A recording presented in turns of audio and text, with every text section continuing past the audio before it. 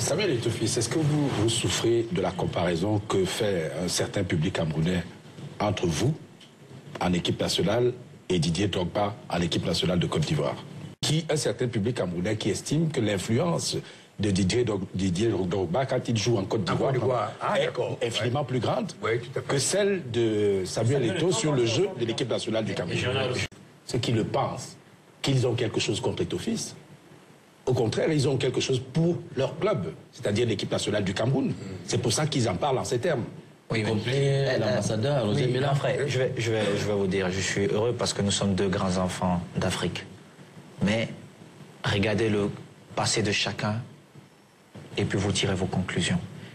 Moi, je ne pourrais jamais dire quelque chose de mauvais sur Didier. Didier, il y a quelques années, on ne se connaissait pas. J'ai appris à connaître Didier parce que je me suis rendu plusieurs fois en Côte d'Ivoire et il a eu la gentillesse de s'occuper de moi.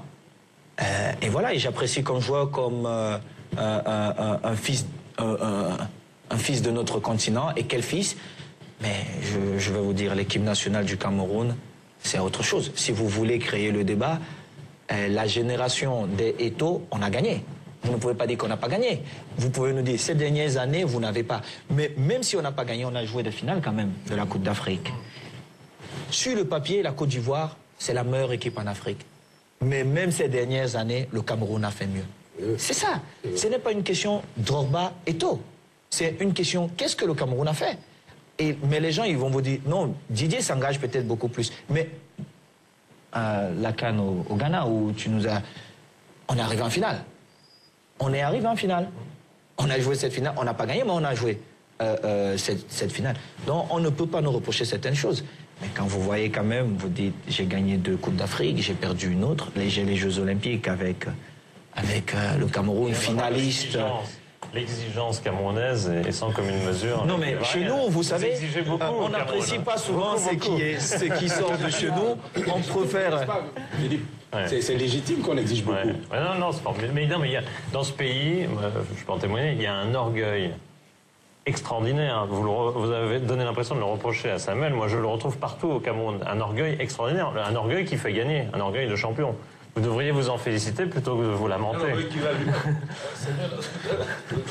Certains sont allés jusqu'à vouloir que vous leur donniez quel est l'ordre de priorité quand il s'agit de parler de l'équipe nationale de football ou du club dans lequel le Cameroun passe avant tout. Il n'y a même pas de débat sur ça.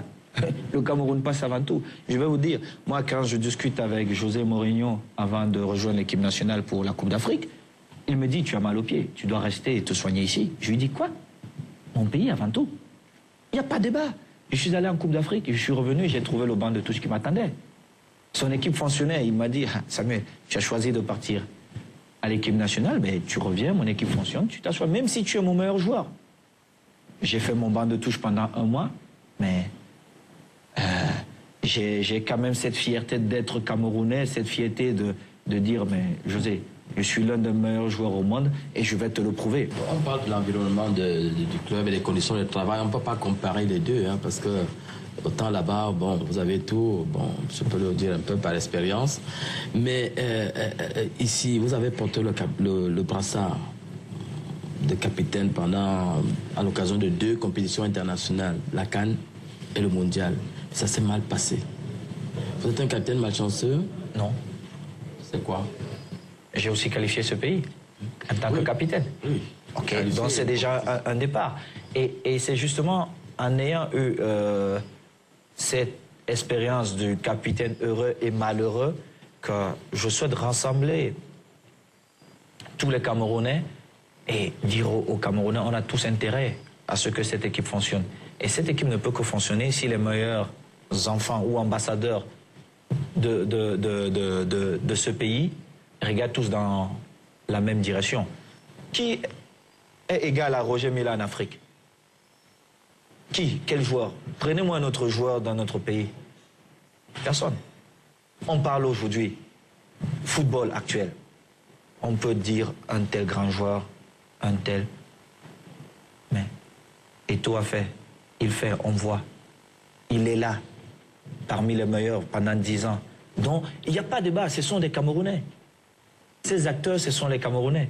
Pourquoi notre équipe nationale ne serait pas à la hauteur de cela? Ça veut dire qu'il y a un problème. Et c'est ce problème-là que nous allons essayer d'arranger.